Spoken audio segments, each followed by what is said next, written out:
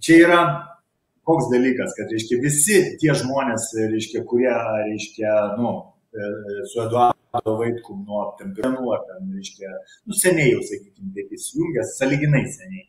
Jie yra visi kovotojai. Ir aš matau, kad jie tiesiog, reiškia, negali tylėti, negali nešnekėti, negali, reiškia, susitaikyti su ta situacija, kokia jie yra dabar. Ir jeigu, ir be abejo, Eduardas jau nuo pirmų dienų pasakė, sako, jeigu aš žinočiau ar matyčiau kitą žmogų, už kurį aš galėčiau balsuoti, aš už jį balsuočiau ir nieko nedaryčiau. Bet jisai nemato tokio žmogaus. Ir mes, kiekvienas iš mūsų nematom, reiškia, tokio žmogaus, kuris galėtų atstovauti, reiškia, mus. Ir mes visi negalim nešnekėti, negalim, reiškia, tylėti, kaip yra, reiškia, daromi tokie valstybėje dalykai.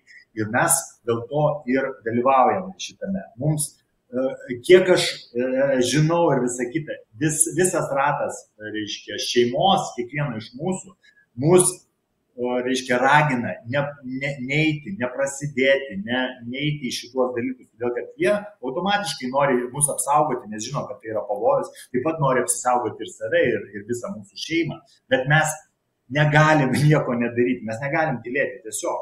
Ir tokia vat ir yra situacija, kad jeigu tu, reiškia, tyli ir bijai pasakyti, kas pas tave viduj, tai tu gyveni tokį konservuotą gyvenimą, kad, reiškia, vienas pas tave galvoja, kitas ant liežuvio, trečias ten dar kažkur.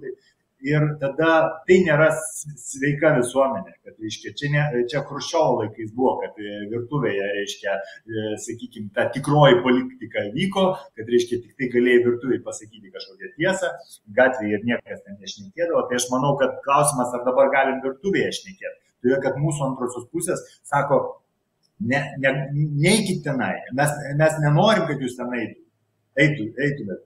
Reiškia, negadinkit savo gyvenimo ir negadinkit. O ką atsakai, Mažvydai? Ką atsakai, kai antra pusė sako neik? Toks irgi labai įdomus klausimas. Visą laiką sakau, kad, reiškia, mane jau, aišku, žmona jau žino, jau ir visą kitą. Sako, pergyvensim, sako, ir šitą dalyką. Reiškia, bet žino, kad aš negaliu tylėti, negaliu, reiškia, matau, kaip, reiškia, žmogus nori, reiškia, išsakyti savo nuomonę ir jį visaip, su juo bando visaip susidoroti. Tai mano darbe tai yra, aš nematau kito svarbesnio, sakykime, uždavinio ir sakykime, taip, užduoties mano kaip advokato, kad apginti, reiškia, tokią poziciją. Tai aš jau nešneku apie Volterus ar ten dar kažką, kad reiškia, jeigu tu bet kokią nuomonę turi teisę ją išsakyti. Pas mus dabar vyksta koks dalykas, kad, reiškia, kad reiškia, neduodama diskusija, tai reiškia, neišklausoma kita nuomonė.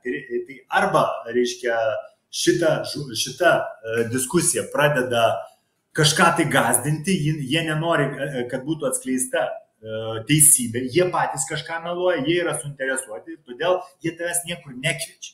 Tavęs niekur nekviečia, nevyksta diskusija.